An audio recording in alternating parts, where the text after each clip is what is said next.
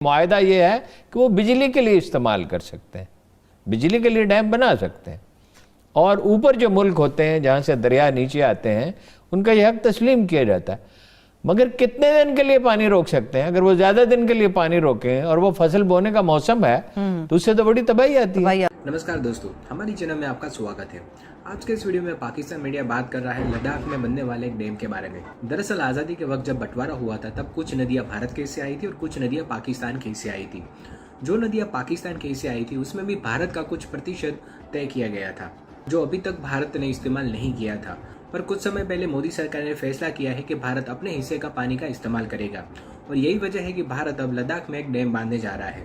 اس بات کو لے کر پاکستان کی دھڑکنیں کافی تیز ہو گئی ہے، کیونکہ پاکستان میں پہلے سے ہی پانی کی بہت قلت ہے، اوپر سے ڈیم بن جانے سے اس کے کرشی پردھان علاقوں میں بہت ہی بھاری اثر پڑنے والا ہے۔ پاکستان میڈیا اس بات کو لے کر رو رہا ہے کہ پہلے کسی نے کیوں نہیں سوچا کہ اس کی کیا اثر ہونے والی ہے۔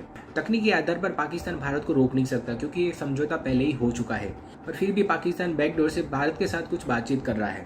اس بات چیت کا کیا نتیجہ آتا ہے وہ تو آنے والے وقت میں پتہ چلے گا، اور فی الحال پاکستان میڈیا ڈیم کو لے کر کیا رو رہا ہے وہ دیکھنے کے لیے شروع کرتے ہیں اس ویڈیو کا اگلا بھاگ۔ دیکھیے سچی بات ہے، میری تو سمجھ میں نہیں آ رہا کہ کیا ہو رہا ہے۔ مودی سے بات کی جو بائیڈن نے، امریکی وزیر دفاع جنرل آسٹن نام ہے ان کا، وہ گئے ہیں، انہوں نے ملے، وزیر دفاع سے بھی ملے، مودی سے بھی ملے، ملٹری لیڈرشپ سے ملے، انہوں نے چین کا نام تو نہیں لیا مگر چین کے خلاف بات کی اور یہ کہا کہ معلومات کا تبادلہ ہوگا۔ آپ کو پتہ ہے کہ اس سائبر جو معاملات ہیں، ظاہر ہے چین کی طرف اشارہ تھا کہ اس میں ہم تعاون کریں گے۔ یہ آپ کو معلوم ہے کہ پہلے ہی دونوں ملکوں میں معاہدہ ہو چکا ہے کہ وہ ایک دوسرے کے ہوائی اڈے استعمال کر سکتے ہیں، انٹیلیجنس شیئرنگ کا معاہدہ ہو چکا ہے۔ پھر یہ ہے کہ وہ ان کے ایٹمی پروگرام کے لیے امریکہ جو ہے وہ مدد مہیا کرتا ہے، وہی جو بحر الکاہل کا مسئلہ ہے اس میں۔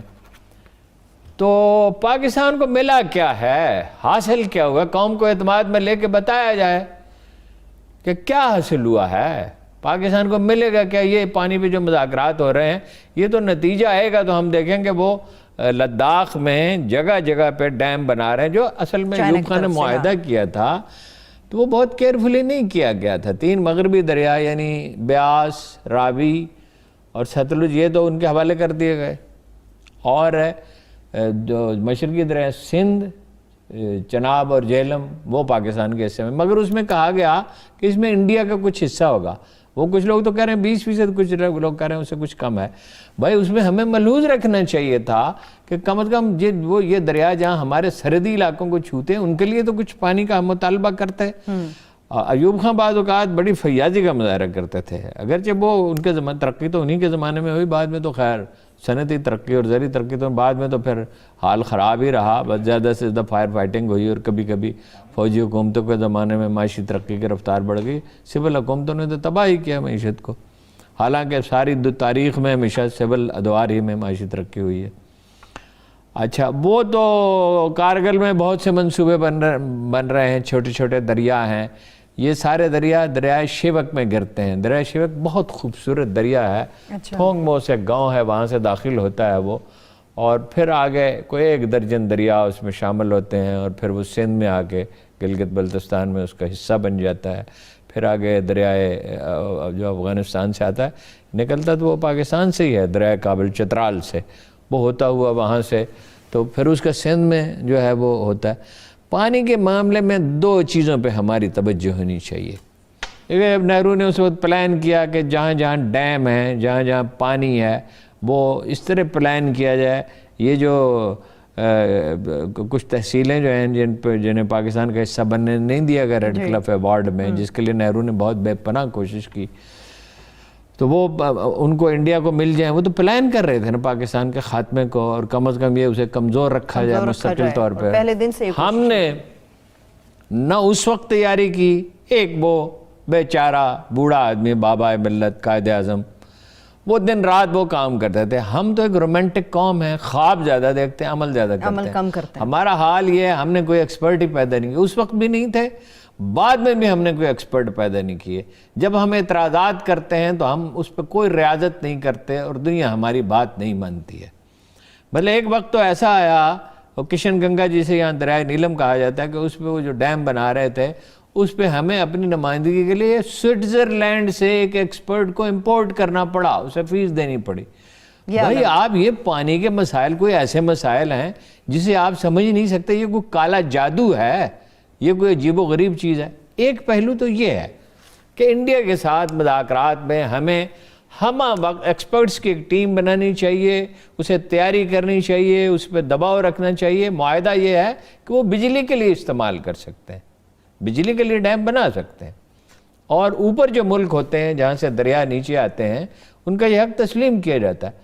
مگر کتنے دن کے لیے پانی روک سکتے ہیں؟ اگر وہ زیادہ دن کے لیے پانی روکیں اور وہ فصل بونے کا موسم ہے تو اس سے تو بڑی تباہی آتی ہے. دوسرا پہلو یہ ہے پانی کا کہ ہم اس فیاضی سے پانی استعمال کرتے ہیں. آپ دیکھیں جب آدمی وضو کر رہا ہوتا ہے 2 بالٹیاں پانی کی ضائع کر دیتا ہے, پانی چلتا رہتا ہے. بھائی وہ آپ وہ ٹوٹیاں کیوں نہیں لگاتے جس میں آپ ہاتھ آگے کریں تو 100-200 روپے کی 300 روپے کی ٹوٹی ہوگی, مگر پانی کتنا بچے گا؟ ہزاروں روپے کا پانی بچے گا. گھر میں گاڑی دھوتے ہیں ارون صاحب, پانی قیمتی ہے. ہاں جی, یعنی رسول اللہ نے فرمایا کہ دریا اگر بہ رہا ہو, یہ الفاظ نہیں ہے مفہوم ہے, تب بھی پانی کفایت سے استعمال کرو.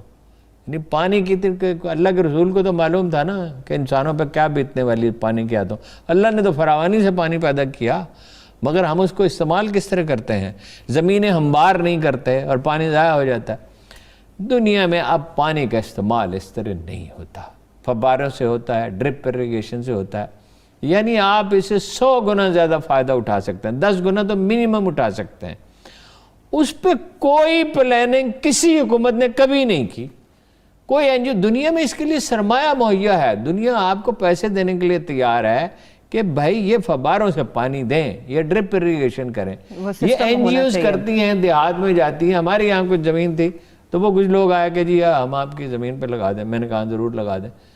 تو وہ بجٹ میں وہ ایگزیجریٹ کرتے ہیں, ان کا 1 لاکھ روپے لگے گا 1 ایکڑ کا, مگر آپ کو صرف 20,000 روپے دینے پڑیں گے. اچھا, ڈاکٹر ظفر اللہ آپ کہتے تھے 20,000 روپے تو اگر انڈسٹری لگائی جائے اور پائپ ہم خود بنائیں تو ہم خود, وہ تو اس وقت 5,000 کہتے تھے, اب 15-20,000 روپے سمجھ لیں. پانی کی بچت کرنی چاہیے. آپ اپنے ڈیزرٹ آباد کر سکتے ہیں اگر آپ پانی کی بچت کریں. مذاکرات میں بھی بہت ہی سوچ سمجھ کے, وہ تو کہہ رہے تھے جی ورچوئل وہ کر لیں, ویڈیو پہ کر لیں, لیکن خیر حکومت پاکستان نے اصرار کیا. یہ واحد چیز ہے جو ہمیں اس سے حاصل ہوئی ہے. میں نہیں سمجھ سکا ہم دنیا کو یہ پیغام کیوں دے رہے ہیں. کیا ہمارا مسئلہ صرف یہ رہ گیا کہ ہم اپنے آپ کو ایک امن پسند ملک کے طور میں پیش کریں اور مطلب اپنے حقیقی مفادات کو نظر انداز کریں؟ کشمیر میں کیا کیا انہوں نے؟ کیا رعایت کشمیریوں کو دی ہے؟ 80% انڈین آرمی ہمارے خلاف ڈپلائڈ ہے. ٹھیک. اچھا, اس میں ایک دلچسپ بات یہ ہے کہ چین بنا رہا ہے ایک سپر ڈیم, وہاں پہ انڈیا مخمصے میں ہے. اب وہ دریا, وہاں کچھ اور نام ہے جسے یہاں دریا برہم پترا کہا جاتا ہے, وہ سپر ڈیم یرلونگ. وہ اپنا ایک سپر ڈیم ہے, دنیا کے 3 بڑے ڈیمز کو ملایا جائے تو اس سے بھی بڑا 70,000 میگا واٹ بجلی پیدا کرے گا. اچھا, انڈین میڈیا اس کے بارے میں بڑی دلچسپ بات کر رہا ہے کہ وہ تو بڑے خطرناک جگہ پہ بن رہا ہے, اس سے تو چین کو خطرہ ہوگا. بس چینی اتنا ہی نہ سمجھ ہیں کہ وہ ایسی جگہ ڈیم بنائیں گے جس سے خطرہ ہوگا. پھر انڈیا کی طرف وہ کہتے ہیں پانی کا مسئلہ. اچھا, اب جو ہے امریکی وزیر دفاع وہاں گیا ہے, مودی سے ملا, وزیر دفاع اجیت دیول سے ملا. اجیت دیول کون ہے؟ اس کے بارے میں پاکستانیوں کو کچھ بتانے کی ضرورت نہیں ہے. انڈین ملٹری لیڈرشپ ملا. یہاں تو ان کا کوئی آدمی نہیں آیا. کیا امریکہ ہمیں اس کے بدلے میں آفر کر رہا ہے؟ چین کو اس علاقے کا تھانے دار بنانا چاہتا ہے, جو میں آپ سے بار بار کہہ چکا ہوں کہ نہیں بن سکتا. دیکھیے چینی پریس میں ایک بڑے دلچسپ کچھ تبصرے آئے ہیں. بھارت کو انہوں نے کہا کوشش کر رہا نا کہ جاپان کی طرح بھارت, یہ چینی پریس کہہ رہا ہے, دس از ویری انٹرسٹنگ, اس پہ ذرا غور کیجیے گا. جاپان کی طرح بھارت امریکہ کا دم چھلا نہیں بنے گا. جب چین میں گئے امریکی وزیر دفاع تو چین کا, جاپان میں گئے تو چین کا نام لیا گیا, یہاں چین کا نام نہیں لیا گیا. اس کی وجہ کیا ہے؟ بڑی دلچسپ ہے. قدرت کے کھیل بڑے نرالے ہیں. بے شک بھارت کو چینی سرمایہ چاہیے, برطانیہ کو بھی چاہیے. ٹھیک ہے. اچھا, ہماری ایک مہوم امید یہ واپس ہے, امید تو ہے, مہوم تو نہیں کہنا چاہیے, کہ اگر یہ پانی پہ انڈیا ہمیں بلیک میل کرنے کی کوشش کرے گا تو ادھر سے پانی تو زیادہ تر वहाँ से आता है, ये दरिया सिंध भी चीन से निकलता है, तिब्बत से, और दरिया भी जो इंडिया को सैराब करते हैं उनमें से बेशतर चीन से निकलते हैं। चीन के पास ताज़ा पानी गालबन सबसे ज़्यादा है, तो उधर से भी प्रेशर आ सकता है। मगर हमें खुद भी तो कोई हाथ पांव मारने चाहिए, ठीक है, हमारी भी तो कोई आप भी पॉलिसी होनी चाहिए। आखिरी 2 मिनट्स मॉस्को मुज़ाकरात से मुतालिक मैंने हारून साहब बात करनी है, अमेरिका अब क्या करेगा? देखिए जी, मॉस्को मुज़ाकरात तो नाकाम हो गए, इसलिए कि इन्होंने तो अपना कह दिया कि भाई आप इस्लामी जमहूरियत, इसको इस्लामी जमहूरियत तो बना सकते हैं, इस्लामी अमारात है। नहीं। तालिबान ने कोई वादा नहीं किया हमला करने का, हमले कम करने का।